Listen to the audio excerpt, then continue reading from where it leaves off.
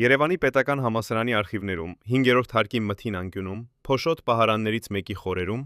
մոռացության մատնված է մի ուսանողական ծրար, թղթերով, որոնց վրա խնամքով գրված են բանաստեղծություններ հայերենով, ռուսերենով, երկու լեզուներով միաժամանակ։ Այդ բանաստեղծություններին ստորագրված է Գալուստ Սահակյանի անունը 1968 թվականի, երբ նա 20 տարեկան էր եւ երազում էր լինել գրող, ոչ թե ազգային ժողովի նախագահ։ Բայց այս թղթերը երբեք չեն տպվել, բայց այս տողերը երբեք չեն կարդացվել հանրությանը, որովհետև երիտասարդը, ով հավատում էր խոսքի ուժին, որոշեց հավատալ փողի ուժին։ Ով վերցրեց այդ թղթերը կյանքի վերջում, երբ նա մահացավ 2022 թվականի դեկտեմբերի 18-րդ օրը։ Ով կարդաց դրանք, եւ ինչու ոչ ոք չխոսեց դրանց մասին։ Պատկերացրեք մարդու, ով յուրաքանչյուր առավոտ տեսնում է իր երիտասարդության լուսանկարը հայելու փոխարեն։ Լուսանկարում նա 20 տարեկան է, ձեռքին գիրք է, Վահագն Դավթյանի, Եղիշե Չարենցի, Հովհաննես Թումանյանի։ Իսկ հայելում 60 տարեկան, ձեռքին ոչինչ, միայն իշխանության զգաստիկը, որը հագել է յուրաքանչյուր առավոտ, ինչպես հագնում ես վերարկու։ Գալուստ Սահակյանը 2 տարի շարունակ 1970-ից 1972 աշխատեց սրահ Երևանի Մետաքսի գործարանում, հավաքելով թելեր, բայց իր գլխում հյուսում էր ոչ թե մետաքս, այլ բանաստեղծական պատկերներ։ Յուրաքանչյուր երեկո, ծանր աշխատանքային օրվա ավարտին, նա գնում էր ֆիլոլոգիական ֆակուլտետ եւ սովորում լեզվի գաղտնիքները, կարծելով թե լեզուն իրեն կհանի այդ սրահից, բայց լեզուն չհանեց, փողն էր։ 72-րդ թվականի մայիսին, երբ Գալուստ Սահակյանը ստանում է դիպլոմը ֆիլոլոգ մասնագիտությամբ, նա գիտի, որ պետք է ընտրություն կատարի։ Կարող է մնալ համալսարանում դասախոսի աշխատանքի, կարող է փորձել գրել, հրատարակվել, դառնալ այն մտավորականը, ում մասին երազել է, կամ կարող է գնալ անվտանգ ճանապարհով, դպրոցական համակարգ, որտեղ ուսուցչական աշխատավարձը կայուն է, բայց հոգին մեռնում է յուրաքանչյուր հանձնած դասագրքի էջում։ Նա ընտրում է երկրորդը։ 1972-ից սկսած նա դառնում է ուսուցիչ թիվ 30-րդ դպրոցում Երևանում, իսկ մի քանի տարի անց փոխտնօրեն, ապա տնօրեն թիվ 90-94-ում, թիվ 153-րդում։ Երկու դպրոցի տնօրեն 19 տարի շարունակ։ Երկու դպրոցում, որտեղ նա սովորեցնում էր հայերեն լեզու երեխաներին, ովքեր երբեք չէին իմանա, որ իրենց տնօրենը իր ուսանողական տարիներին երազում էր լինել բանաստեղծ։ Եթե այդ երեխաները գիտեին, եթե նրանք տեսնեին այն թղթերը պահարանում, արդյոք նրանք սկսեին կասկածել իրենց ուսուցիչներին, ովքեր նույնպես կորցրին իրենց երազանքները։ 1991 թվականը Գալուստ Սահակյանի կյանքի առաջին լոմը կոտրեց։ 4 տարի անց նա կլքի դպրոցական համակարգը ընդմիշտ եւ կդառնա Մաշտոցի շրջանային խորհրդի փոխնախագահ, հենց այն պահին, երբ խորհրդային կարգը փլատակվում էր եւ նոր կաոտիկ համակարգը ծնվում էր Սերմում, նոր Հայաստանի անկախացման սերմում։ Նոր Հայաստանում, որտեղ ոչ ոք չգիտեր ճիշտ ճանապարհը, բայց բոլորը գիտեին, որ փողը եւ իշխանությունը միայն նրանցն են, ովքեր կարող են առաջինը հասնել վերև։ Արդյոք Գալուստ Սահակյանը ցավում էր այն գիշերներին, երբ մնում էր միայնակ իր կաբինետում, փոխնախագահի, ապա պատգամավորի, ապա ֆրակցիայի ղեկավարի, ապա ազգային ժողովի նախագահի։ Արդյոք նա հիշում էր այն տողերը, որ գրել էր 20 տարեկանում, կամ արդեն մոռացել էր, կամ արդեն ցանկանում էր մոռանալ, որովհետև յուրաքանչյուր հիշողություն ցավ էր։ Նրա երկու որդիները, որոնց մասին գրված է պաշտոնական կենսագրությունում, երբեք չեն խոսել հայրենի գաղտնի կյանքի մասին։ Արդյոք հայրը երբևէ ցույց է տվել նրանց այդ բանաստեղծությունները։ Արդյոք նա երբևէ պատմել է, որ ուզում էր լինել այլ մարդ, թե ամեն ինչ թաքցրել է իշխանության դիմակի ետևում, որը ստորագրած է հանրապետական կուսակցության փաստաթղթերում, որը հայտարարագրել է իբրև ճշմարտություն հարյուրավոր հանրային ելույթների մեջ։ Կա մեկը, ով գիտի ճշմարտությունը։ Գալուստ Սահակյանի ճշմարտությունը 1995 թվականի հուլիսը նշանակություն ունի։ Ճիշտ այդ ժամանակ Գալուստ Սահակյանը դառնում է ազգային ժողովի падգամավոր, առաջին անգամ։ Այդ պահին նա 47 տարեկան է,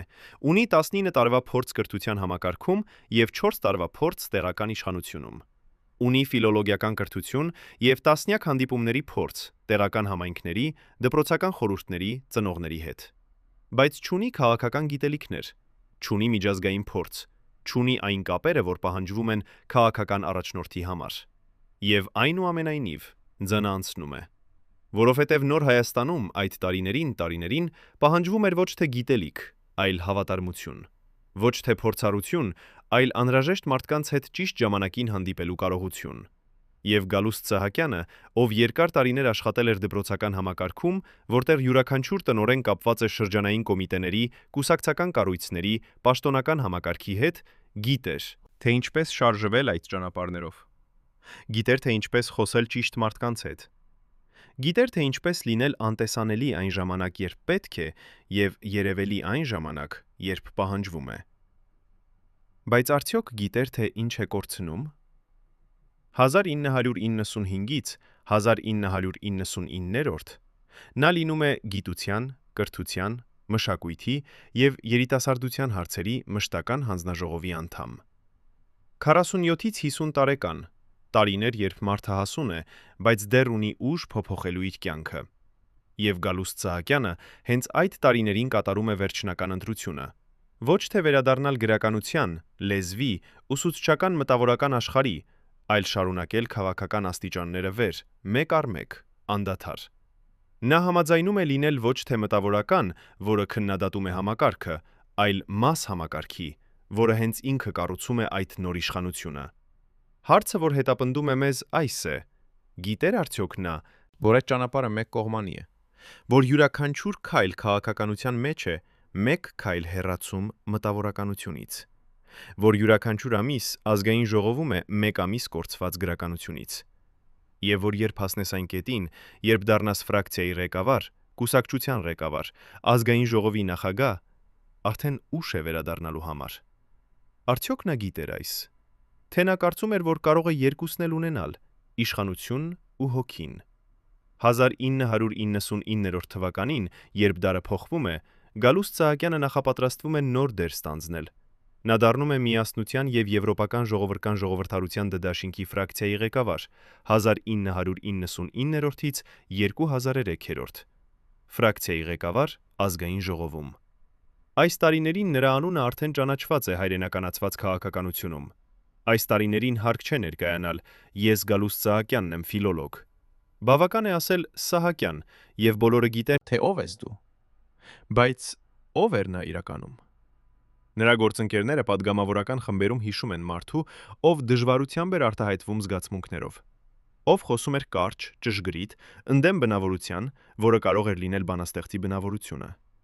ով երբեք չբարձրացրեց ձայնը, եթե դա անհրաժեշտ չէր քաղաքական նպատակների համար, եւ ով, երբ խոսում էր կրթության եւ մշակույթի հարցերի մասին, հանկարծ դադարում էր եւ ժպտում էր, կարծես հիշելով ինչ-որ բան հին, այնպիսի հին, որ արդեն անհնար էր հասկանալ։ Ինչ էր հիշում այդ պահերին։ Կային գիշերներ, երբ Գալուստ Սահակյանը մնում էր իր աշխատասենյակում մինչև ուշ, ավելի ուշ, քան պահանջում էին նիստերը, քան պահանջում էին հանդիպումները։ Կային գիշերներ, երբ անվտանգությունը, պահպանողները, ովքեր անընդհատ շրջում էին շենքում, տեսնում էին լույս նրա պատուհանից եւ համարում էին, թե նա աշխատում է փաստաթղթերի վրա։ Բայց նրանք չգիտեին, թե ինչ է անում։ Կարդում էր հին նամակները, կարդում էր հին բանաստեղծությունները, որ պահում էր սեկրետ տարագում։ Կամ պարզապես նստած նայում էր պատուհանից դեպի Երևանի լույսերը եւ հարցնում իրեն. ինչ կլիներ, եթե։ Ինչ կլիներ, եթե նա մերժեր այդ առաջին առաջարկությունը 1991-ին, գալ Մաշտոցի շրջանային խորհուրդ։ Եթե մնար դպրոցական համակարգում եւ փորձեր գրել իր առաջին գիրքը։ Եթե վստահեր, որ բանաստեղծությունը, լեզուն, գրականությունը կարող են ապահովել նրան, նրա ընտանիքին։ Բայց 40 տարեկանում, երբ նոր Հայաստանը ծնվում էր եւ քաոսը գերակշռում էր, երբ տնտեսությունը փլատակվում էր եւ աղքատությունը տարածվում էր ինչպես համաճարակ,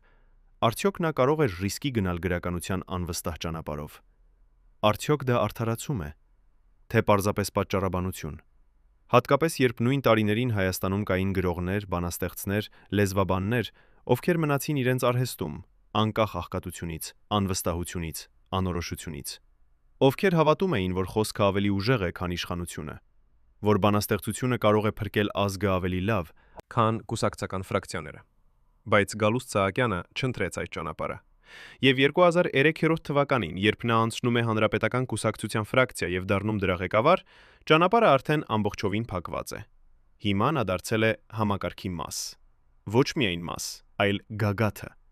Եվ գագաթը չի կարող իջնել։ Երբ դա պարզ դարձավ նրա համար։ 2003-ին, թե ավելի վաղ։ Կամ նա երբեք չմտածեց դրա մասին, որովհետև արդեն այնքան խորն էր, որ վերադարձը նշանակում էր ոչնչացում։ Հանրապետական կուսակցությունը տարիներ շարունակ, սկսած 2003-ից, լինելու է նրա անբաժան մասը։ 2007-ին նա դառնում է կուսակցության փոխնախագահ, 2008-ից 2012 նույնիսկ ղեկավար։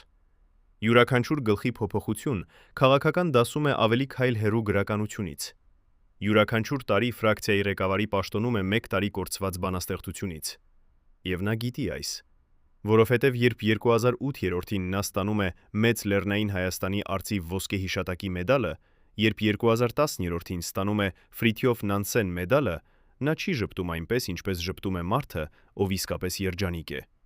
Նա ժպտում է այնպես, ինչպես ժպտում է դիվանագետը, քաղաքական գործիչը, մարդը, ով սովորել է ժպտալ առանց անկեղծության։ Բայց արդյոք նա տուն գնալիս, երբ մենակ էր իր ընտանիքի հետ, իր 2 որդիների, իր կնոջ հետ, հանում էր այդ դիմակը։ Արդյոք տանը նա դառնում էր այն Գալուստ Սահակյանը, Որալուստ Սահակյանը, որը երազում էր լինել բանաստեղծ, թե դիմակը արդեն կպել էր այնքան ամուր, որ անհնար էր հանել։ Տարիներն անցնում են։ 2012-ից 2017 Գալուստ Սահակյանը լինում է ազգային ժողովի падգամավոր շարունակաբար, Հանրապետական կուսակցության ֆրակցիայի ղեկավար մինչև 2014-ը։ Ապա 2014 թվականի ապրիլի 29-ին նա հասնում է գագաթին, ազգային ժողովի նախագահ, 3-րդ անձը երկրում նախագահից եւ վարչապետից հետո։ 6 տարի շարունակ նա կմնա այդ պաշտոնում, մինչև 2019-ը։ 6 տարի, երբ ամեն առավոտ նա կթռչի ազգային դրոշով զարդարված մեքենայով, երբ նրա անունը կարտաբերվի յուրաքանչյուր քաղաքական վեճում, յուրաքանչյուր նորությունում։ 6 տարի, երբ նա կլինի իշխանության սիմվոլը, անխախտ, անհասասանելի, անթիկունակ։ Բայց արդյոք աննախընթաց իշխանության այդ տարիներին նա երբևէ հիշում էր այն ուսանողական թղթերը համալսարանի մթին անկյունում։ Արդյոք երբևէ մենակ իր կաբինետում, երբ բոլորը գնացել էին եւ շենքը լուռ էր, նա փորձում էր հանել այն դիմակը եւ նստել ու գրել թեկուզ 1 տող, թեկուզ 1 բառ, թեկուզ 1 միտք, որը հոգուց էր, ոչ թե քաղաքականությունից։ Մենք երբեք չենք իմանա։ Որովհետև 2022 թվականի դեկտեմբերի 18-ին, երբ Գալուստ Սահակյանը մեռավ, նա տարավ իր գաղտնիքները հետը, եւ այն թղթերը, որ մնացին Երևանի պետական համալսարանի պահարաններում, կմնան մոռացված։ Ոչ ոք չի փնտրի դրանք, ոչ ոք չի կարդա դրանք, ոչ ոք չի իմանա, թե ինչ երազանքներ ուներ երիտասարդ Գալուստ Սահակյանը, նախքան որոշեց վաճառել իր հոգին իշխանության համար։ 3 տարի անց Գալուստ Սահակյանի կաբինետից հեռանալուց նրա նախկին օգնականը Արմեն Մելքոնյանը համաձայնվեց խոսել առաջին անգամ կամերաների առաջ։ Տարիներ շարունակ նա պահպանում էր լռությունը, վախենալով, որ ճշմարտությունը կարող է ավերել այն պատկերը, որը հասարակությունը ուներ իր նախկին պետի մասին։ Բայց հիմա, երբ ինքը հաշտություն է գտել անցյալի հետ, նա պատրաստ է բացահայտել այն, ինչ տեսել է գաղտնի սենյակներում, խորհրդակցությունների փակ դռների ետևում, գիշերային զրույցներում։ Նա պատմում է, որ Գալուստ Սահակյանը յուրաքանչյուր երեկո, նախքան տուն գնալ, անցնում էր հատուկ ծիսակարգի միջով։ Ժամեր անդադար նստում էր իր աշխատասեղանի առաջ, սկավառակների վրա, որտեղ պահված էին նրա ելույթները, նրա հանրային հայտարարությունները, նրա խոսքերը, եւ լսում էր դրանք նորից ու նորից։ Նա փնտրում էր ինչ-որ բան այդ սկավառակներում, թերևս հենց այն խոսքը, որը երբեմն ասած էր անկեղծորեն, առանց քաղաքական հաշվարկի։ Արմեն Մելքոնյանը հիշում է մի երեկո, երբ Սահակյանը կանչեց իրեն եւ ասաց. «Արմեն, պատկերացրու, որ դու ինքդ քեզ լսում ես 30 տարի անց։ Ինչ կասեիր քո երիտասարդ ինքնությանը»։ Օգնականը չհասկացավ այդ պահին, թե ինչու է տնօրենը տալիս այդպիսի հարցը, բայց հիմա, երբ հիշում է այդ պահը, նա հասկանում է, որ Սահակյանը արդեն սկսել էր զգալ, թե ինչպես է հեռանում իր իրական ինքնությունից։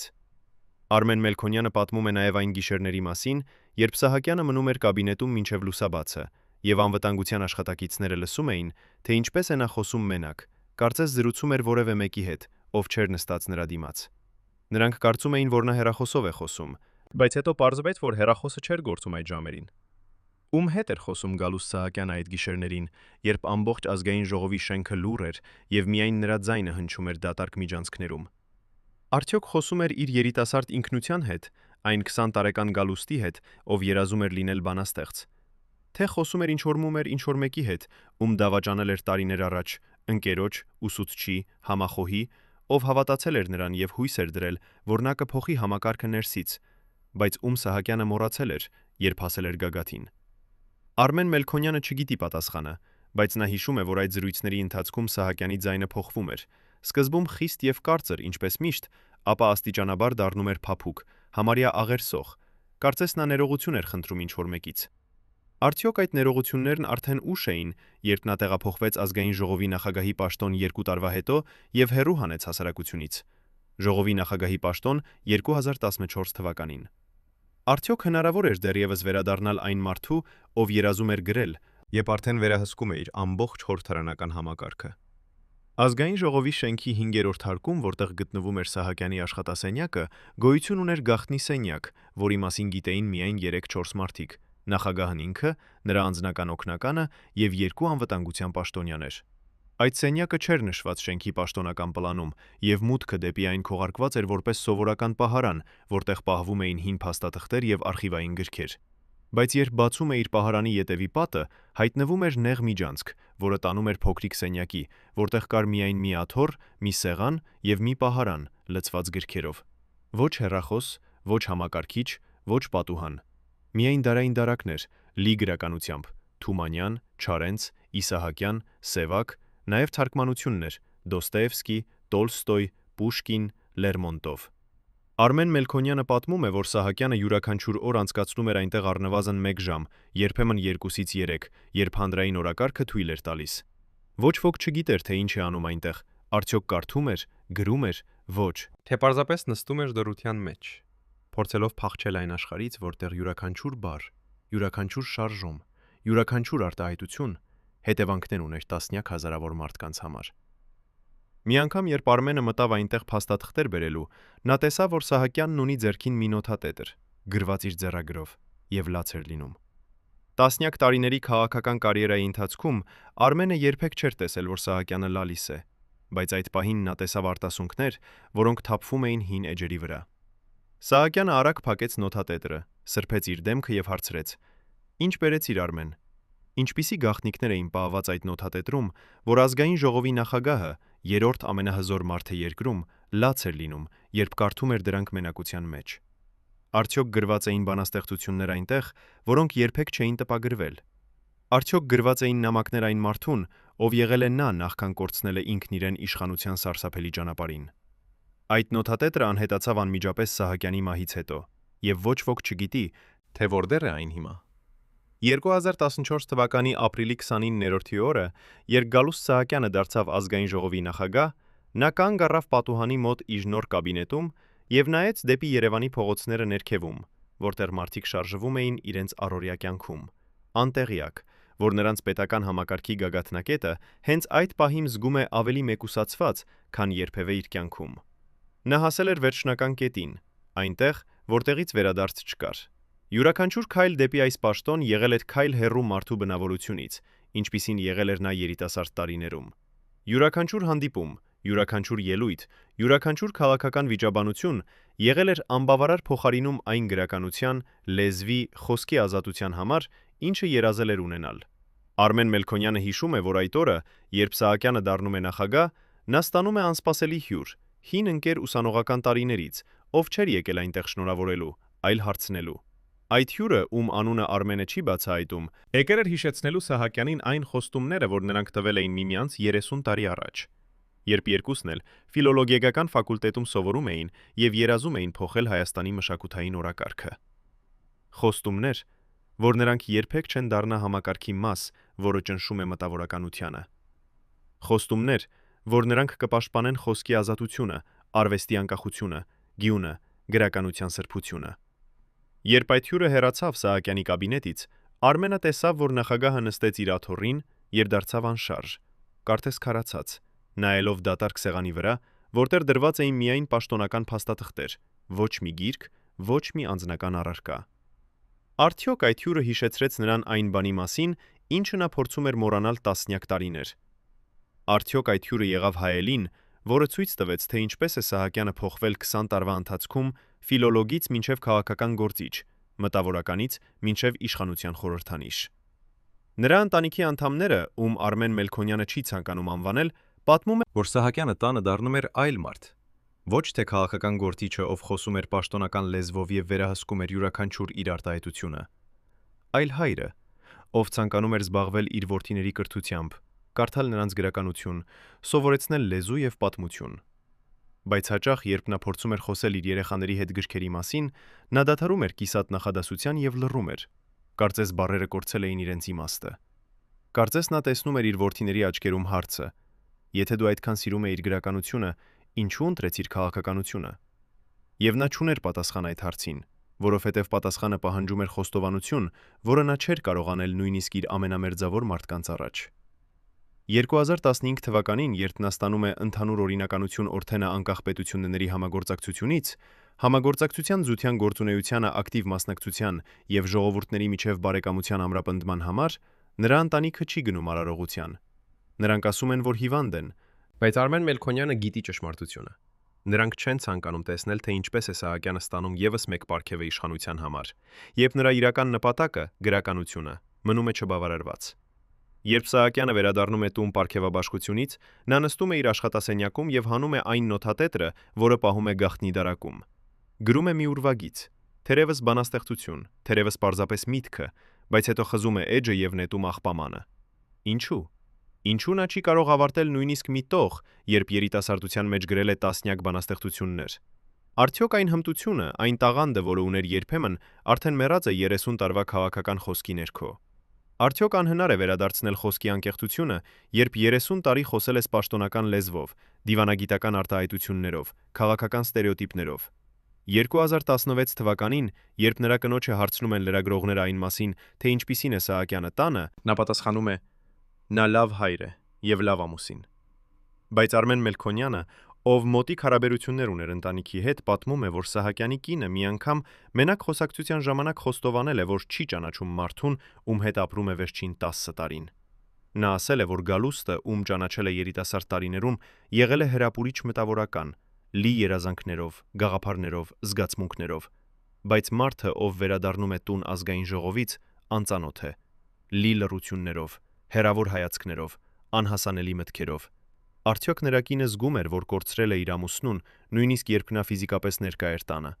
Արդյոք նա հասկանում էր, որ Սահակյանը այլևս չի կարող լինել այն մարդը, ով եղել է, որովհետև իշխանությունը արդեն փոխել է նրա էությունը անդառնալիորեն։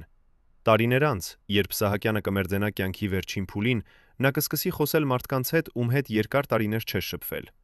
Կանչի 5 գործընկերներին ուսանողական տարիներից, հին ընկերներին դպրոցական համակարգից, նույնիսկ հին թշնամիներին քաղաքական մրցակցությունից։ Արմեն Մելքոնյանը հիշում է, որ այդ զանգերի ժամանակ Սահակյանը չի խոսում քաղաքականության մասին, չի հարցնում ծրագրերի, ընտրությունների, ֆրակցիաների մասին։ Նա հարցնում է միայն մի բան. հիշում ես, երբ մենք երիտասարդ էինք եւ հավատում էինք, որ խոսքը կարող է փոխել աշխարհը։ Եվ երբ մյուս կողմը պատասխանում է. այո, հիշում եմ, Սահակյանը լռում է եւ միայն շնորհակալություն է ասում, նախքան փակել է հեռախոսը։ Ինչու նա փնտրում էր հիշողությունները այն ժամանակների, երբ հավատում էր իր երազանքներին։ Արդյոք փորձում էր իր վերադարձնել այն զգացումը, որը ուներ երիտասարդ տարիներում, երբ ամեն ինչ հնարավոր էր թվում եւ աշխարհը բաց էր առջևում։ Արդյոք փորձում էր գտնել նույնականացում այն մարդու հետ, ով եղել է նախքան դառնալը իշխանության մաս։ Բայց արդեն ուշ էր, որովհետև 2017 թվականի մայիսի 18-ին, երբ Սահակյանը հեռանում է ազգային ժողովի նախագահի պաշտոնից, նա արդեն 70 տարեկան է եւ կյանքի մեծ մասը անցած է քաղաքական իշխանության մեջ։ 22 տարի ազգային ժողովում, 11 տարի ֆրակցիայի ղեկավար, 3 տարի ազգային ժողովի նախագահ։ 22 տարի, որի ընթացքում նա կարող էր գրել տասնյակ գրքեր, հարյուրավոր բանաստեղծություններ, հազարավոր էջեր անկեղծ խոսքի։ Բայց փոխարենը նա թողեց միայն պաշտոնական ելույթներ, քաղաքական հաղորդագրություններ, դիվանագիտական արտահայտություններ։ Խոսքեր, որոնք երբեք չհպվեցին հոգուն, որովհետև խոսվեցին ուղեղից, ոչ թե սրտից։ Արդյոք նա հասկանում էր այս, երբ հեռացավ իշխանությունից։ Արդյոք նա զգաց թեթևացում, թե հակառակը, ավելի խորը դատարկություն, որովհետև կորցրեց նույնիսկ այն սուտ նպատակը, որը ուներ իբրև պատրվակ իր կյանքի համար։ 2017 թվականից 2022 թվական, Սահակյանի վերջին 5 տարին անցան մեկուսացության մեջ։ Նա հազվադեպ էր հայտնվում հրապարակում, չէր տալիս հարցազրույցներ, չէր մասնակցում հանրային միջոցառումներին։ Արմեն Մելքոնյանը, ով այցելում էր նրան երբեմն, պատմում, որ Սահակյանի տունը վերածվել էր գրադարանի։ Լի գրքերով յուրաքանչյուր սենյակում, յուրաքանչյուր անկյունում։ Գրքեր, որ նա չէր կարդացել քաղաքական կարիերայի ընթացքում։ Գրքեր, որոնք սպասել էին տասնյակ տարիներ դարակներում, մինչև վերջապես նրանց տերը ազատ կլիներ բացելու դրանց էջերը։ հայ դասական գրականություն, համաշխարհային գրականության շեդևրներ, փիլիսոփայության գրքեր, պատմության հետազոտություններ, բայց ամենաշատը բանաստեղծություններ։ Թումանյանի, Չարենցի, Իսահակյանի, Սևակի հատորներ, որոնք Սահակյանը կարդում էր ամեն օր, կարծես փորձում էր վերագտնել այն լեզուն, որը կորցրել էր տարիներ առաջ։ Մի անգամ, երբ Արմենը այցելեց նրան, նա տեսավ, որ Սահակյանը նստած է իր աթոռին, ձեռքին բանաստեղծությունների ժողովածու, եւ նրա շրթունքները շշարժվում են լուր, կարծես նա հնչեցնում է բառերը իր մեջ, փորձելով զգալ դրանց ռիթմը, դրանց հնչերանգը։ Երբ նա նկատեց Արմենին, նա ժպտաց, տխուր, հոգնած ժպիտ, եւ ասաց. «Գիտես, Արմեն, ես այլևս չեմ կարող գրել։ Ոչ նամակ, ոչ բանաստեղծություն, ոչ նույնիսկ անձնական նոտ։ 30 տարի, պաշտոնական բառերով խոսելուց հետո, իմ մտքերն այլևս չեն ծնվում իմ լեզվով։ Նրանք ծնվում են որպես հաղորդագրություններ, որպես հայտարարություններ, որպես պատասխաններ, բայց ոչ որպես ես»։ Այդ խոստովանությունը եղավ վերջին անգամը, երբ Սահակյանը բացեց իր հոգին ինչ-որ մեկի առաջ։ Մեկ ամիս անց նա մահացավ, լուր, մենակ, շրջապատված հազարավոր գրքերով, որոնք երբեք ամբողջությամբ չկարդաց, եւ հազարավոր խոսքերով, որոնք երբեք չգրեց։ 2019 թվականի մարտին, երբ Գալուստ Սահակյանը մոտենում էր 70 տարեկանին, նրա անձնական բժիշկը դոկտոր Վահագն Գրիգորյանը գրեց նրա բժշկական ամսագրքում փաստ, որը երբեք չէր պետք հրապարակվեր։ Հիվանդը հրաժարվում է բուժումից, ասում է չափազանց ուշ է։ Այդ նախադասությունը պատմում է ավելին, քան ցանկացած պաշտոնական կենսագրություն, քանի որ այն բացահայտում է մարդու, ով արդեն ընդունել էր իր ճակատագիրը, ոչ թե որպես հաղթանակ, այլ որպես պարտություն։ Տարիներ շարունակ իշխանության գագաթին լինելը քայքայել էր նրա մարմինը այնպես, ինչպես քայքայել էր նրա հոգին։ Յուրաքանչյուր քաղաքական ճգնաժամ թողել էր հետք նրա առողջության վրա, բարձր ճնշում, անքուն գիշերներ, ախորժակի կորուստ, նյարդային լարվածություն, որը փոխարկվել էր քրոնիկ հիվանդությունների մեջ։ Դոկտոր Գրիգորյանը 7 տարի շարունակ 2012-ից մինչև 2019 եղել է Սահակյանի անձնական բժիշկը եւ վկան այն դանդաղ քայքայման, որը տեղի էր ունենում առանց հանրային ուշադրության։ Նա պատմում է, որ Սահակյանի առողջությունը սկսել է ճմրթվել հենց այն պահից, երբ նա դարձավ ազգային ժողովի նախագահ 2014 թվականին։ Նախքան այդ պահը, թեև Սահակյանը 66 տարեկան էր, նա ֆիզիկապես առողջ էր եղել, կարգավոր զսպանակով, բնականon ճնշումով, առանց լուրջ հիվանդությունների։ Բայց 3 տարվա ընթացքում 2014-ից 2017 մինչև նրա մարմինն ապրեց փոփոխություններ, որ սովորաբար տեղի են ունենում 10 տարվա ընթացքում։ Նրա մազերը, որ եղել էին մասամբ գորշ, դարձան ամբողջովին սպիտակ։ Նրա դեմքը, որ եղել էր լիալիր, դարձավ նիհար, քանի որ նա կորցրեց 15 կիլոգրամ կշիռ։ Նրա աչքերը, որ երբեմն փայլել էին, դարձան անջատ, հայացքը մշտապես հեռու, կարծես նա նայում էր ինչ-որ տեղ, որ ուրիշները չէին կարող տեսնել։ Նրա քայլվածքը փոխվեց, դանդաղեց, դարձավ ավելի զգույշ, կարծես յուրաքանչյուր քայլ ցավ էր պատճառում։ Դոկտոր Գրիգորյանը հիշում է, որ 2015 թվականին, երբ նա զննեց Սահակյանին ռուտին ստուգման ժամանակ, նա հայտնաբերեց նշաններ, որոնք ցույց էին տալիս քրոնիկ սթրես եւ հոգեկան ճնշում, եղունգների կծում, մաշկի երանգի փոփոխություն, թեթև դողձողություն ձեռքերում, որ Սահակյանը փորձում էր թաքցնել։ Երբ բժիշկը հարցրեց նրան, թե արդյոք ունի անքնություն, Սահակյանը պատասխանեց. «Ես չեմ քնում ավելի քան 3 ժամ գիշերը 2 տարի է»։ 3 ժամ գիշերը 2 տարի շարունակ։ Դա նշանակում էր, որ Սահակյանի մարմինը երբեք չէր վերականգնվում, երբեք չէր ստանում հանգիստը, որ անհրաժեշտ էր մարդու ուղեղին եւ սրտին։ Բայց նա հրաժարվեց դեղամիջոցներից, հրաժարվեց թերապիայից, հրաժարվեց բուժումից, ասելով. «Ես չեմ կարող թույլ տալ ինձ թուլություն ցույց տալ»։ Քաղաքական գործիչը, ով ամբողջ կյանքը պայքարել էր դիմակ պահելու համար, չէր կարող թույլ տալ իր մարմնին խոստովանել այն, ինչը նրա հոգին արդեն գիտեր, որ նա քայքայվում էր ներսից դուրս։ Դոկտոր Գրիգորյանը հիշում է, որ մի անգամ, երբ նա համարձակվեց առաջարկել Սահակյանին հեռանալ մի քանի շաբաթով, հանգստանալու ու վերականգնելու ուժերը, Սահակյանը նայեց նրան եւ ասաց. «Եթե ես հեռանամ, ոմանք կմտածեն, որ ես թույլ եմ։ Եթե մտածեն, որ ես թույլ եմ, դրանք կփորձեն ինձ փոխարինել, եւ եթե ինձ փոխարինեն, ինչու ապրեցի այս ամեն ինչը»։ Այդ հարցը թողեց լռության մեջ, որովհետև Սահակյանը գիտեր, որ պատասխանը տալիս էր դատավճիռ իր ամբողջ կյանքին։ Նա ապրել էր քաղաքական իշխանության համար, զոհաբերել էր իր երազանքները, իր տաղանդը, իր հոգին այդ իշխանության համար, եւ եթե հիմա այդ իշխանությունը կորցներ, ապա ամեն ինչ կլիներ անիմաստ։ Յուրաքանչյուր անքուն գիշեր, յուրաքանչյուր խորտակված երազանք, յուրաքանչյուր չգրված բանաստեղծություն կդառնար ապացույց նրա փակուղու ճանապարհի, որից արդեն ճանապարհ ետ չկար։ Դոկտոր Գրիգորյանը գիտեր, որ չի կարող փրկել այս մարդուն, քանի որ Սահակյանը չէր ուզում փրկվել։ Նա ընտրել էր շարունակել մինչև վերջ, նույնիսկ եթե վերջը նշանակում էր նրա սեփական քայքայումը։ Բժշկական արխիվներում, որոնք պահվում են Գաղտնի տեղում Երևանի բժշկական կենտրոնում, գոյություն ունեն Սահակյանի տարեկան զննումների արդյունքները 2012-ից մինչև 2021։ Այդ արխիվներում հստակ տեսանելի է դինամիկա, սրտի ռիթմի խանգարումներ, արյան ճնշման անկայունություն, աստիճանական քաշի կորուստ, ախորժակի անկում, մկանային տոնուսի թուլացում։ Դոկտոր Գրիգորյանը պատմում է, որ այս բոլոր ախտանշանները հատուկ են քրոնիկ սթրեսի եւ հոգեբանական սպառման համար։ Բայց երբ նա առաջարկեց Սահակյանին հանդիպել հոգեբանի հետ, Սահակյանը հրաժարվեց, ասելով. «Ես ֆիլոլոգ եմ, ես գիտեմ, թե ինչպես կարդալ սեփական հոգին։ Խնդիրն այն է, որ ես չգիտեմ, թե ինչպես փրկել այն»։ Այդ խոստովանությունը եղավ միակ անգամը, երբ Սահակյանը թույլ տվեց իր իրական զգացմունքները բացահայտվել բժշկի առաջ։ Հայաստանի ազգային արխիվի խորքերում, 5-րդ նկուղում, որտեղ համակարգված են Երկրորդ հանրապետության փաստաթղթերը,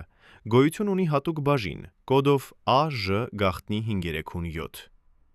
Այդ ֆոնդը պարունակում է ազգային ժողովի նախագահների աշխատասենյակներից փոխանցված փաստաթղթեր, որոնք դասակարգված են որպես սահմանափակ մուտք 50 տարով։ 2017 թվականի մայիսի 18-ին, երբ Գալուստ Սահակյանը հեռացավ ազգային ժողովի նախագահի պաշտոնից, նրա աշխատասենյակից տեղափոխվեցին 172 տուփ փաստաթղթերի, որոնք պաշտոնապես ընդունվեցին արխիվի կողմից եւ կնքվեցին հատուկ կնիքներով։ Բայց արխիվի գրասենյակի աշխատակիցները, ովքեր ներկա էին տեղափոխման գործընթացին, պատմում են տարօրինակ իրավիճակի մասին։ Երբ փաստաթղթերը բեռնում էին մեքենաներ, նրանք նկատեցին, որ որոշ տուփեր արդեն բացված էին, եւ փաստաթղթերի որոշ մաս բացակայում էր։ Արխիվիստ Ռուբեն Հակոբյանը, ով 30 տարի աշխատել է ազգային արխիվում, հիշում է այդ օրը ստանգ։ Նա պատմում է, որ երբ նրանք սկսեցին գրանցել ստացված փաստաթղթերը, նկատեցին անհետաձգելի անհամապատասխանություն։ Պաշտոնական ցանկում նշված էր 172 տուփ, բայց եկածը կազմում էր միայն 158։ 14 տուփ բացակայում էր։ Երբ նրանք հարցրին ազգային ժողովի ներկայացուցիչներին, ովքեր ուղեկցում էին տեղափոխությանը, նրանց ասացին, որ այդ տուփերը պարունակում էին անձնական նյութեր, որոնք նախագահի իրավունքով պահպանվել էին իր կողմից։ Բայց արխիվի կանոնների համաձայն ոչ մի փաստաթուղթ, որը ստեղծվել է պետական պաշտոնյայի կողմից իր աշխատանքային պարտականությունների կատարման ընթացքում, չի կարող համարվել անձնական։ Ամեն ինչ պետք է փոխանցվեր արխիվ։ Ինչ էր պարունակվում այդ 14 տուփերում, որ Գալուստ Սահակյանը, ով մնացել էր հավատարիմ պաշտոնական կարգին ամբողջ իր կյանքում, հանկարծ խախտեց պետական արխիվի նորմերը։ Ռուբեն Հակոբյանը փորձեց պաշտոնապես հարցաքննել այս անհամապատասխանությունը, բայց նրա բողոքը մերժվեց վերադաս մարմնի կողմից, ասելով, որ նախագահն իր իրավունքի սահմաններում է։ Բայց որտեղ են այդ տուփերը հիմա։ Ռուբեն Հակոբյանը կարծում է, որ դրանք ոչնչացվել են անմիջապես տեղափոխումից հետո, քանի որ արխիվիստները, ովքեր աշխատում էին 2017-ից 2019 ժամանակահատվածում, նկատեցին, որ Սահակյանի անձնական օգնականները 2 անգամ վերադարձան արխիվ եւ պահանջեցին ճշտել որոշ գրանցումներ։ Որոշ էջեր, որ նախապես գրանցված էին որպես ստացված, հանկարծ դարձան բացակայող, առանց պաշտոնական բացատրության։ Ինչ էր այդ էջերում, որ պահանջեց այդպիսի շտապ ոչնչացում։ Մեկ տարի անց 2018 թվականի փետրվարին, երբ Հայաստանում սկսվեցին քաղաքական շարժումներ եւ հասարակությունը պահանջեց թափանցիկություն, արխիվի աշխատակիցները որոշեցին վերստուգել Սահակյանի ֆոնդը։ Նրանք հայտնաբերեցին եւս մի անհամապատասխանություն, որոշ փաստաթղթեր, որոնք պետք է լինեին այնտեղ, բացակայում էին։ Հատկապես նստաշրջանների արձանագրությունները 2014-ից մինչև 2016 ժամանակահատվածի, անձնական նամակագրությունը, որը Սահակյանը վարել էր որպես նախագահ, եւ 1 Գաղտնի նոթատետր, որը նշված էր ցանկում որպես անձնական օրագիր, բայց երբեք չէր ստացվել։ Արխիվիստները կարծում էին, որ այդ օրագիրը կարող էր պարունակել ամենակարևոր հատվածները՝ Սահակյանի անձնական մտքերը, ապաշխարությունները, կասկածները, երևի նույնիսկ խոստովանությունները, բայց այդ օրագիրը անհայտ կորավ։ Ռուբեն Հակոբյանը խոսեց Արմեն Մելքոնյանի հետ, Սահակյանի նախկին օգնականի հետ, եւ հարցրեց նրան, թե գիտեր արդյոք այդ օրագրի գոյության մասին։ Արմեն Մելքոնյանը պատասխանեց, որ այո, նա տեսել էր, թե ինչպես Սահակյանը գրում էր այդ օրագիրը գիշերները, երբ միայնակ էր իր գաղտնի սենյակում, բայց նա երբեք չէր կարդացել այդ էջերը, Նա միայն հիշում էր, որ Սահակյանը պահում էր այն երկաթյա պահարանում իր աշխատասեղանի կողքին, եւ յուրաքանչյուր երեկո, նախքան տուն գնալը, նա կողպում էր այդ պահարանը հատուկ բանալիով։ Եվ ով ունի այդ բանալին հիմա։ Արմեն Մելքոնյանը չգիտի, բայց նա հիշում է, որ 2017 թվականի մայիսի 18-ի երեկոյան, երբ Սահակյանը վերջին անգամ էր իր կաբինետում որպես ազգային ժողովի նախագահ, նա եկավ մենակ, առանց օգնականների, առանց անվտանգության աշխատակիցների։ Արմեն Մելքոնյանը սպասում էր ներքևում, շենքի մուտքում, եւ նա հիշում է, որ երբ Սահակյանը իջավ, նրա ձեռքերը դատարկ էին։ Ոչ մի ծանր պայուսակ, ոչ մի տուփ, ոչ մի փաթեթ։ Սահակյանը դուրս եկավ այնպես, ինչպես մտել էր 30 տարի առաջ, անձամբ, առանց ուղեբեռի, առանց ապացույցների իր անցյալի։ Բայց արդյոք նա արդեն ամեն ինչ վերցրել էր մի քանի օր առաջ, թե ամեն ինչ ոչնչացրել էր վերջին գիշերը, մենակ, հրով, որը չթողեց հետք։ Արխիվում մնաց միայն պաշտոնական պատկերը Գալուստ Սահակյանի, ելույթները, հանրային հայտարարությունները, պաշտոնական նամակագրությունը։ Բայց իրական մարդը, ով լացել էր գիշերները, ով խոսել էր ինքն իրեն հետ խավարում, ով գրել էր անձնական օրագիր իր երազանքների եւ ապաշխարությունների մասին, անհետացավ։ Ոչ մի հետք, ոչ մի բառ, ոչ մի էջ։ 2022 թվականի դեկտեմբերի 18-րդի կեսօրից հետո, երբ Գալուստ Սահակյանի մահվան լուրը տարածվեց, հայաստանյան մամուլը լցվեց հուշագրություններով, քաղաքական գործչի, պետական մարդու, հանրապետական կուսակցության առաջնորդի մասին։ Բոլորը պատմեցին պաշտոնական պատմությունը, բայց ոչ ոք չհարցրեց այն հարցը, որը լրագրողները պետք է միշտ հարցնեն. Cui bono? Ո՞ւմն էր օգուտը? Ով շահեց Գալուստ Սահակյանի մահից? Ով զբաղեցրեց նրա տեղը քաղաքականության մեջ? Ով ժառանգեց նրա անհարազդեցությունը, նրա կապերը, նրա ուժը, եւ ամենակարևորը, ով հասավ դեպի այն, ինչը չէր կարող հասնել, մինչ Սահակյանը կենդանի էր։ Քաղաքական վերլուծաբան Սուրեն Մանուկյանը, ով 30 տարի հետևել է Հայաստանի քաղաքական դասին, 12 ամիս անց Սահակյանի մահից համաձայնվեց խոսել այն թեմայի մասին, որի մասին ուրիշները լռում էին։ Նա պատմում է, որ 2019-2021 ժամանակահատվածում, երբ Սահակյանը արդեն ապրում էր հեռու քաղաքականությունից, Հանրապետական կուսակցության ներսում սկսվեց անգախնի պայքար իշխանության համար։ Ով կլինի հաջորդ առաջնորդը, ով կվերահսկի կուսակցության ազդեցությունը, ով կստանա մուտք կուսակցության ֆինանսական ռեսուրսներին։ Եվ գոյություն ուներ մեկ մարդ, ով երկար տարիներ սպասել էր իր հնարավորությանը, բայց չէր կարող առաջանցնել, քանի դեռ Սահակյանը կենդանի էր եւ պահպանում էր իր մորալական ազդեցությունը կուսակցության վրա։ Այդ մարդը Արտակ Դավթյանը, Սահակյանի նախկին տեղակալը ազգային ժողովի ֆրակցիայում 2012-ից 2019 ժամանակահատվածում, ով երբեք հանրային չէր հայտարարել իր նպատակների մասին, բայց կուլիսների ետևում շարժվում էր դեպի կուսակցության կենտրոն։ Սուրեն Մանուկյանը պատմում է, որ 2021 թվականի սեպտեմբերին, 1 տարի եւ 3 ամիս առաջ Սահակյանի մահից, Դավթյանը կազմակերպեց գաղտնի հանդիպումներ կուսակցության հիմնական ֆինանսատուների հետ եւ առաջարկեց նոր ռազմավարություն, թարմացնել կուսակցության պատկերը, հեռանալ հին գվարդիայից, ներառյալ Սահակյանից։ Նա պնդեց, որ Սահակյանը խորհրդանիշ է հին ռեժիմի եւ նրա ներկայությունը խանգարում է կուսակցության վերածննդին։ Այդ հանդիպումների ժամանակ Դավթյանը ներկայացրեց մանրամասն պլան, որը պատասխանում էր մեկ հարցի. Ինչպես զգում է մարդը, երբ մերձավորագույն համախոհը դառնում է նրա գերեզմանափորը։ Ոչ ֆիզիկական, այլ քաղաքական, բայց նույնքան մահացու։ Արտակ Դավթյանը, Հանրապետական կուսակցության գործադիր քարտուղարը, մարդը, ում Գալուստ Սահակյանը 2008-ից մինչև 2012 թվականներին բարձրացրել էր անանուն աշխատակից մինչև փոխնախագահի տեղակալ, ում հետ բաժանել էր անթիվ գաղտնի խորհրդակցություններ, ում հավատացել էր իբրև հավատարիմ զինակից։ Այդ Դավթյանը 2022 թվականին դարձավ Հանրապետական կուսակցության գործող ղեկավարը։ Ոչ թե Սահակյանի մահից ամիսներ կամ տարիներ հետո, այլ երեքշաբթի անց։ Երեքշաբթի անց Սահակյանի մահից։ Քաղաքական վերլուծաբան Սուրեն Մանուկյանը պատմում է փաստերի շարան, որը սառեցնում է արյունը։ 2021 թվականի հոկտեմբերին, 13 ամիս առաջ Սահակյանի մահից, Դավթյանը հավաքեց կուսակցության հիմնական դոնորների խումբը, 7 տնտեսական գործիչ, ովքեր տարեկան ներդնում էին միլիոնավոր դրամներ կազմակերպության գործունեության մեջ։ Այդ հանդիպումը տեղի ունեցավ ոչ թե կուսակցության գրասենյակում, այլ մասնավոր առանձնատանը Ծաղկաձորում, հեռու պաշտոնական աչքերից, հեռու արձանագրություններից։ Սուրենը խոսել է այդ հանդիպման երկու մասնակիցների հետ, ովքեր համաձայնվել են պատմել պայմանով, որ իրենց անունները երբեք չեն բացահայտվի։ Նրանք վկայում են, Դավթյանը ներկայացրեց հստակ տեսլական. Հին գվարդիան մեռնում է, Սահակյանը խորհրդանիշ է անցյալի։ մենք պետք է նախապատրաստվենք անցման։ Եթե սպասենք իր բնական հեռացումը, կուսակցությունը կմնա առանց առաջնորդի։ Մենք պետք է հիմա ստեղծենք անցումային մեխանիզմ։ Բայց ինչու հենց այդ ժամանակահատվածում։ Սահակյանը այդ պահին կենդանի էր, թեև հիվանդ, բայց դեռ ազդեցիկ։ Դավթյանի ներկայացրած պլանը պարունակում էր 3 փուլ։ Առաջին՝ աստիճանաբար մեկուսացնել Սահակյանին կուսակցական որոշումներից։ Երկրորդ՝ ստեղծել նոր երիտասարդ մասնաճյուղ, որը կլինի Դավթյանի անմիջական վերահսկողության ներքո։ Երրորդ՝ երբ Սահակյանը վերջապես հեռանա, Դավթյանը պատրաստ կլինի անմիջապես զբաղեցնել դատարկ տեղը, առանց թեկնածությունների, առանց ներքին ընտրությունների։ Հանդիպման մասնակիցներից մեկը հիշում է, որ երբ ինչ-որ մեկը հարցրեց. «Իսկ ինչ կասի Սահակյանը, եթե իմանա», Դավթյանը պատասխանեց սառը չափավոր ձայնով. «Սահակյանը այլևս չի լսում։ Նա այլևս չի տեսնում։ Նա արդեն հեռացել է։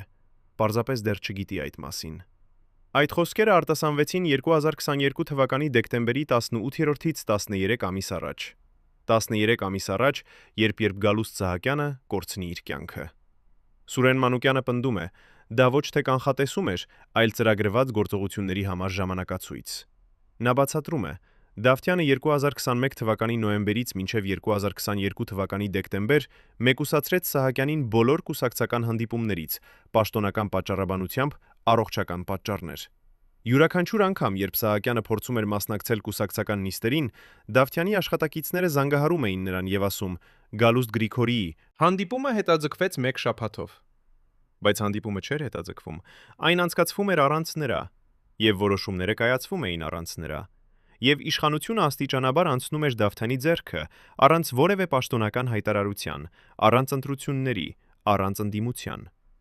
Երբ Գալուստ Սահակյանը մեռավ 2022 թվականի դեկտեմբերի 18-ին, Արտակ Դավթյանը գրեց հուզական հուշագրություն սոցիալական ցանցերում.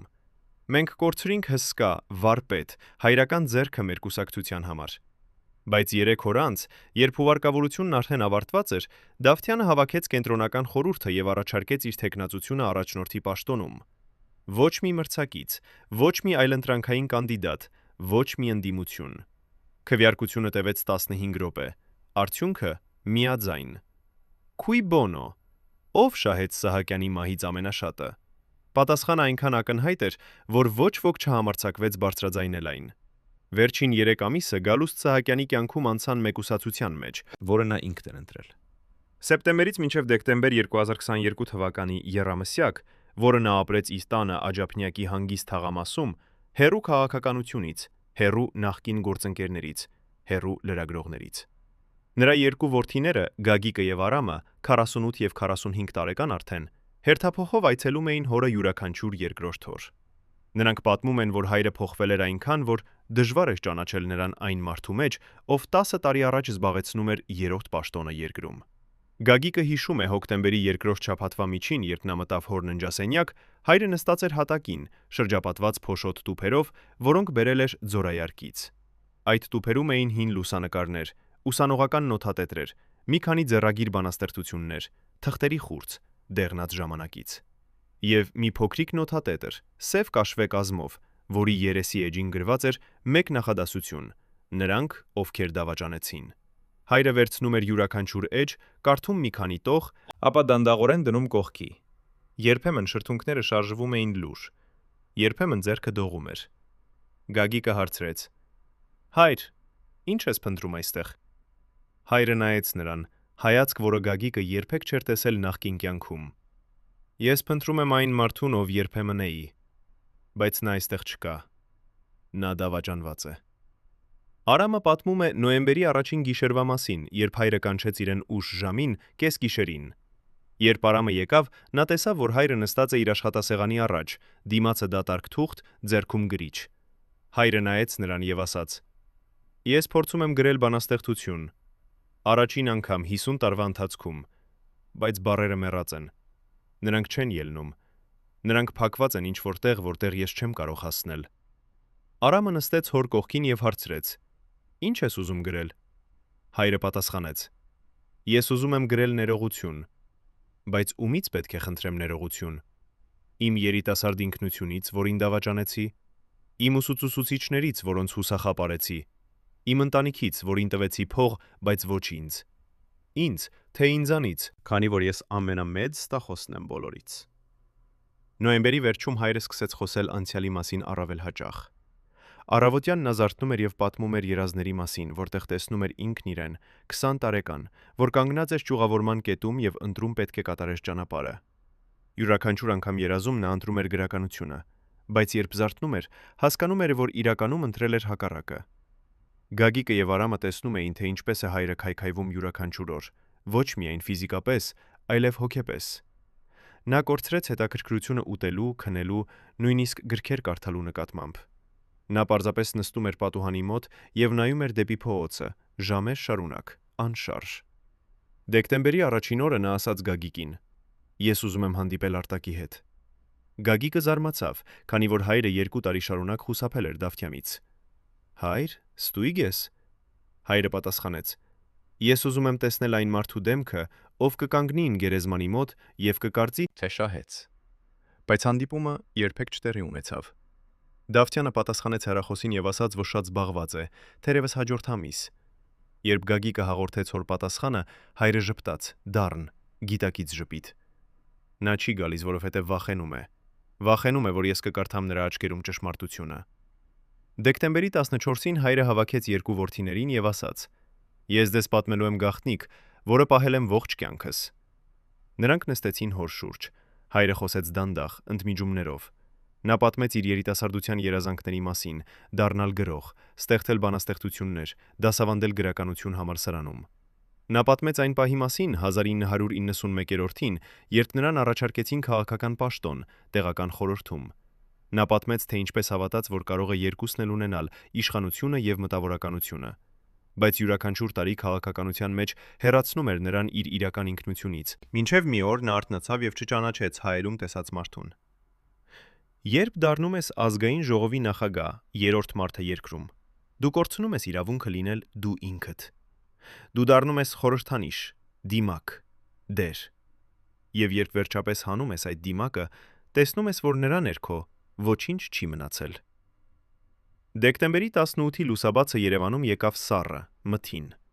Գագիկը եղավ առաջինը, ով մտավ հոր ննջասենյակ այդ առավոտ, ժամը 7-ին, ինչպես սովորաբար։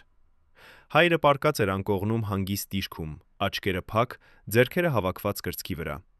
Սեղանիկի վրա անկողնի կողքին ընկած էր բաց գիրք, Վահագն Դավթյանի բանաստեղծությունների հատոր, որը բացված էր հենց այն էջում, որտեղ գրված էր բանաստեղծություն «Անմահության հետ երկխոսություն»։ Հայրը մեկնել էր իր վերջին ճանապարհորդությունը քնի մեջ, առանց ցավի, առանց պայքարի։ Գագիկը նստեց անկողնի եզրին եւ պահեց հոր ձեռքը մի քանի րոպե, լուռ, առանց արցունքների, որովհետեւ արցունքները արդեն ավարտվել էին նախորդ ամիսներին, երբ տեսնում էր, թե ինչպես է հայրը աստիճանաբար հեռանում։ Երբ ծանուցումը տարածվեց, քաղաքականները, լրագրողները, նախկին գործընկերները սկսեցին գալ տուն, արտահայտելու ցավակցություն։ Բայց Գագիկն ու Արամը ընդունեցին միայն մի քանիսին։ Նրանք չուզում էին, որ հոր վերջին օրերը վերածվեն քաղաքական շոուի։ Արտակ Դավթյանը եկավ 3-րդ օրը, հուղարկավորությունից առաջ։ Նա մտավ տուն, նստեց սրահում, խոսեց դասական ձևերով. «Մենք կորցրինք հսկա»։ Նա անմոռանալի ծառայություն մատուցեց երկրին։ Բայց երբ նա հեռացավ, Արամը գտավ փոքրիկ նշում հոր աշխատասեղանի դարակում, գրված հոր ձեռագրով մի քանի ժամ առաջ մահից։ Նշումը պարունակում էր միայն մեկ նախադասություն. «Արտակը կգա իմ հուղարկավորությունը, բայց ոչ իմ համար։ Նա կգա, որպեսզի համոզվի, որ ես իսկապես մեռել եմ»։ Գագիկը եւ Արամը որոշեցին չբացահայտել այդ նշումը, որովհետեւ նրանք հասկացան, հայրը ուզում էր, որ իր վերջին խոսքերը լսվեն միայն նրանց կողմից, ոչ թե հանրությունից։ Հուղարկավորությունը տեղի ունեցավ դեկտեմբերի 21-ին Կոմիտասի անվան Պանթեոնում։ Եկան հարյուրավոր մարդիկ, քաղաքական գործիչներ, նախկին պատգամավորներ, լրագրողներ, պարզ քաղաքացիներ։ Յուրաքանչյուրը ասաց իրենց խոսքերը, մեծ առաջնորդ, նվիրյալ ծառայող, հայրենասեր մտավորական։ Բայց Գագիկը, երբ վերցրեց խոսափողը վերջնական խոսքի համար, ասաց այն, ինչը պետք է ասվեր առաջ 20 տարի։ Իմ հայրը ֆիլոլոգ էր, ով երազում էր գրել բանաստեղծություններ։ Նա դարձավ քաղաքական գործիչ, որովհետև մտածում էր, թե կարող է ծառայել իր երկրին այդ ճանապարհով։ Բայց նա երբեք չստացավ այն, ինչը իսկապես ուզում էր՝ ազատությունը լինել ինքն իրեն։ Մենք հիշելու ենք նրան ոչ թե որպես պաշտոնյա, այլ որպես մարդ, ով թընտրեց իմաստը եւ երբեք չգճգտավ լրիվ պատասխանը։ Այդ խոսքերը դարձան սկանդալ հաջորդ օրերին։ Լրագրողները գրեցին. «Որդին քննադատեց հոր կյանքը»։ Քաղաքական գործիչները ասացին անհարգալից։ Բայց Գագիկն ու Արամը չխնայեցին, որովհետև գիտեին, նրանք ասացին ճշմարտությունը, որը հայրը ուզում էր, որ լսվի, բայց երբեք չհամարձակվեց ասել հանրությանը։ Երբ ամեն ինչ ավարտվեց, երբ հողը փակեց գերեզմանը եւ հյուրերը ցրվեցին, երբ քաղաքական շոուն դադարեց, մնաց միայն մեկ հարց. արդյոք արժեր։ Արդյոք Գալուստ Սահակյանի կյանքը 22 տարի ազգային ժողովում, 11 տարի ֆրակցիայի ղեկավար, 3 տարի խորհրդարանի նախագահ, արդյոք արժեր կորցրած երազանքները, թաղված բանաստեղծությունները, մոռացված տաղանդը։ Արտակ Դավթյանը ստացավ կուսակցությունը, ստացավ իշխանությունը, ստացավ այն ամենը, ինչը Սահակյանը պահում էր տասնյակ տարիներ։ Նա դարձավ նոր առաջնորդը 3 օր անց հուղարկավորությունից։ Նրա առաջին հայտարարությունը եղավ. «Մենք շարունակելու ենք Սահակյանի գործը»։ Բայց ո՞ր գործը։ Քաղաքական մեքենայի պահպանումը, թե այն երազանքները, որոնք Սահակյանը դավաճանեց երիտասարդության մեջ։ Սահակյանի երկու որդիները գտան հոր անձնական արխիվում, Ձորայարկի խորքում, փոքրիկ երկաթյա տուփ, որը նա պահել էր գաղտնի տասնյակ տարիներ։ Այնտեղ էին բոլոր բանաստեղծությունները, որ գրել էր երիտասարդության մեջ, 73 ստեղծագործություն, որոնք երբեք չէին տպագրվել։ Գագիկն ու Արամը կարդացին դրանք մեկ գիշերում, լուսավորվելով միայն մոմի բոցով, եւ նրանք տեսան հոր իրական ձայնը։ Այն ձայնը, որը լռեցվել էր քաղաքական 30 տարիների ընթացքում։ Բանաստեղծություններում կային տողեր։ Ես վախենում եմ մի օր արթնանալ եւ չճանաչել հայելին տեսած մարդուն։ Իշխանությունը շղթա է, որը թվում է թակ։ Ես ծախել եմ իմ հոգին դրամներով, որոնք երբեք չեն գնում երջանկությունը։ Նրանք որոշեցին հրատարակել այդ ժողովածուն 2 տարի անց, երբ քաղաքական փոթորիկները կհանդարտվեին։ Գիրքը դուրս եկավ 2024-ին, կորած ձայն վերնագրով։ Այն ստացավ բանաստեղծների եւ մտավորականների ճանաչում, բայց քաղաքական աշխարհը լռեց։ Նրանք չուզում էին խոսել այն մարդու մասին, ով դարձավ խորհրդանիշ նրանց համար, անհարմար ճշմարտության խորհրդանիշ։ Հայաստանը շարունակեց առաջ գնալ, նոր ընտրություններ, նոր ճգնաժամեր, նոր առաջնորդներ։ Սահակյանի անունը հիշատակվեց ավելի ու ավելի քիչ, մինչև դարձավ պարզապես տող պատմության գրքերում։ Ազգային ժողովի նախագահ 2014-2017։ Բայց նրա որդիները գիտեին, հայրը եղավ ավելին, քան պաշտոնական տիտղոսը։ Նա եղավ մարդ, ով կորցրեց ինքն իրեն իշխանության անտառում, եւ վերջին օրերին փնտրեց ճանապարհ հետ դեպի այն, ով երբեմն էր։ Բայց ամենակարևոր հարցը մնում է առանց պատասխանի. ով իսկապես շահեց Սահակյանի մահից։ Դավթյանը, ով ստացավ իշխանությունը։ Սահակյանի որդիները, ովքեր գտան հոր իրական ձայնը, թե պատմությունը, որը ստացավ եւս մեկ դասը իշխանության գնի մասին։ Թերևս բոլորը, թերևս ոչ ոք։ Որովհետև իրական պատասխանը թաղված է Սահակյանի հետ, այնտեղ Կոմիտասի անվան պանթեոնում, որտեղ հողի տակ պառկած է մի մարդ, ով երազում էր գրել բանաստեղծություններ, բայց դարձավ քաղաքական խորհրդանիշ։ Եվ այդ, գուցե, ամենափիլիսոփայական ճշմարտությունը, որ յուրաքանչյուր մեծ պաշտոնյայի գերեզմանի տակ պառկած է փոքրիկ երազանք, որը երբեք չիրականացավ, որ յուրաքանչյուր իշխանության պատմության ետևում թաքնված է մի անձնական աղետ, որ յուրաքանչյուր մարդ, ով վաճառում է իր հոգին իշխանության համար, վերջում գիտակցում է, որ գինը չարժեր այն, ինչ կորցրեց։ Բայց այդ գիտակցումը գալիս է միայն այն պահին, երբ արդեն ուշ է վերադառնալու։